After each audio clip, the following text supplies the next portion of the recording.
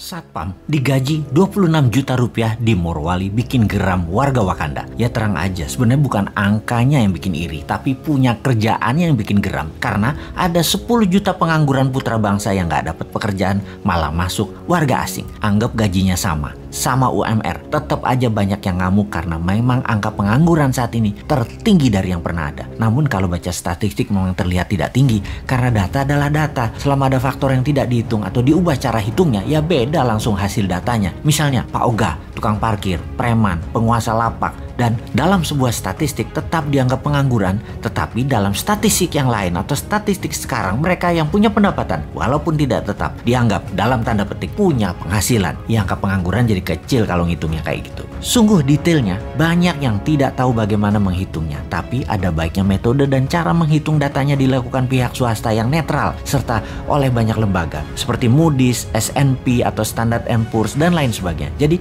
kita kembali ke topik aja deh. TKA Tiongkok yang banjir besar-besaran dalam periode pemerintahan saat ini sangat melukai hati 10 juta pengangguran di Indonesia. Sebenarnya alasannya apa sih? Mereka lebih ahli? Nggak juga. Alasan pejabat aja biar dibenarkan pejabat tertinggi. Namun sesungguhnya pejabat ini yang membiarkan mereka masuk ini sudah menghina rakyat Indonesia berkali-kali. Tapi tetap didiamkan karena gaji mereka yang besar dan banyak jumlah tenaga kerja itu. Sesungguhnya hal inilah yang menyakitkan hati banyak saudara kita para pengangguran di Indonesia. Oke, kita sebagai penyeimbang informasi, bagaimana harusnya mengingatkan mereka bernegara yang benar? Newman itu selalu punya penyeimbang pikiran dan punya solusinya. Kita sebelum memberikan usulan kita ke Korea Selatan. Bagaimana Korea Selatan mengelola tenaga kerjanya? Nomor 1, buka lapangan pekerjaan buat rakyatnya terlebih dahulu. Ketika 100% rakyatnya bekerja, ternyata masih banyak pekerjaan-pekerjaan yang diperlukan untuk hal yang level bawah. Bangsa Korea adalah bangsa yang bangga nasionalismenya, maka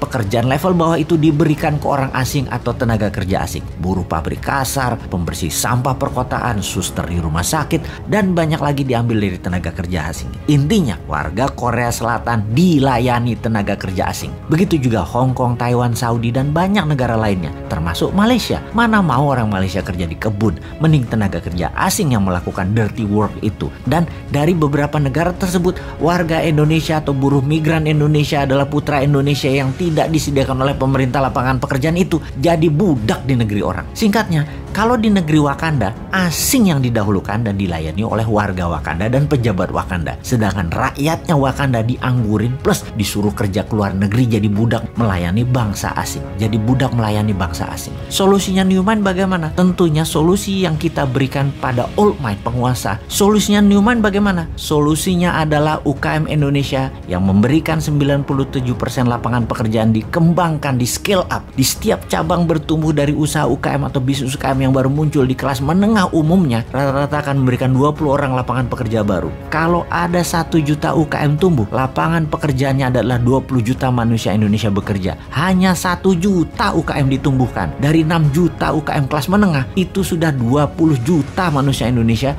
bekerja. Maka selesai sudah masalah pengangguran itu. Itulah kontribusi Newman. Contohnya bukan hanya wacana. Santara urun dana yang saat ini masih kecil kontribusinya, baru 100 UKM dibiayai. Sampai akhir 2022 nanti kita targetkan 10.000 yang dibiayai, alias 200.000 tenaga kerja akan terakomodir dengan sistem santara urun dana. Walaupun kecil, karena tidak didukung pemerintah, kita terus fight karena ada Anda sahabat semua yang mendukung. Kita maju terus, kita semangat terus selama kita didukung hati sahabat semua. Kembali ke solusi dari pejabat sekarang. Adakah mana keberpihakan Anda kepada UKM dan penganggurannya? 3 tahun ke depan deh ditunggu solusinya. Ada nggak? Jangan-jangan nggak ada deh lu.